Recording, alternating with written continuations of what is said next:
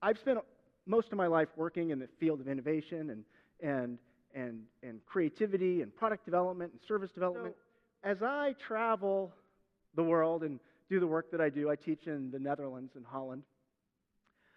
I started to look for ways in which people are creating surprise in the work they do and in the businesses that they have.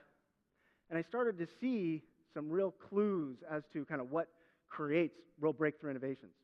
The interesting thing is that I think we're blind to a lot of these things. These things are all around us. And sometimes we kind of see them, we say, oh, aha, that's kind of cool. Other times they really knock us on our feet. And so one day I walked into this little cafe. I was going to write about innovation and breakthroughs and how leaders can kind of create new big things and leapfrog over what's being done in products or services. And I walked into this little cafe, and I sat down, ordered a latte, and I took a sip, and I was just blown away. I stopped in my tracks. I closed my laptop. It was the richest, the boldest, the creamiest latte I had ever had. And I just kind of paused. And then I looked up on the wall. And on the wall was an article by a guy named David Leibowitz. He wrote The Sweet Life of Paris.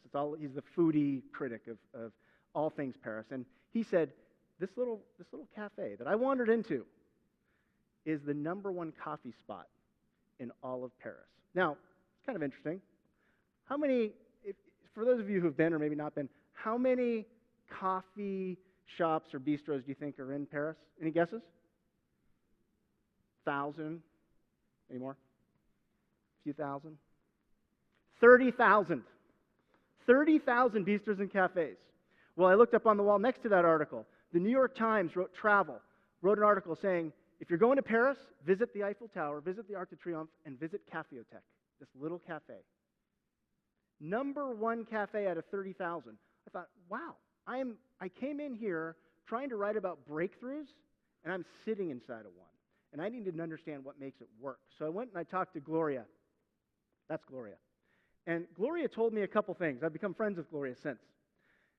Gloria told me that she serves about 20 types of coffee. They're all single origin beans from around the world. And she visits each plantation personally, insists on paying a fair trade price for those beans, and then brings them back and roasts them in Paris.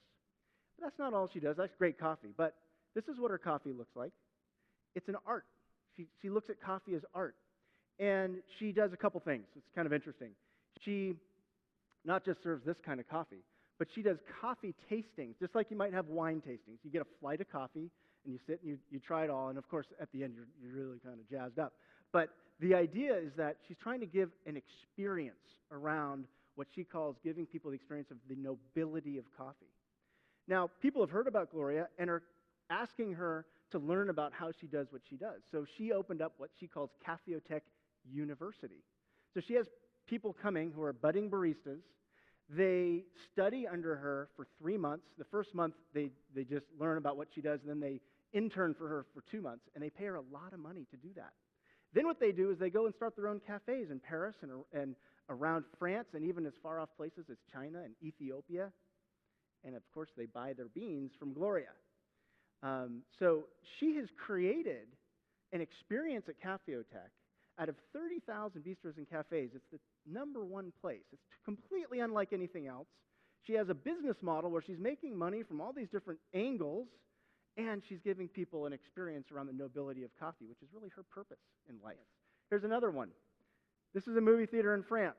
This movie theater has done something from an innovation standpoint that's surprising.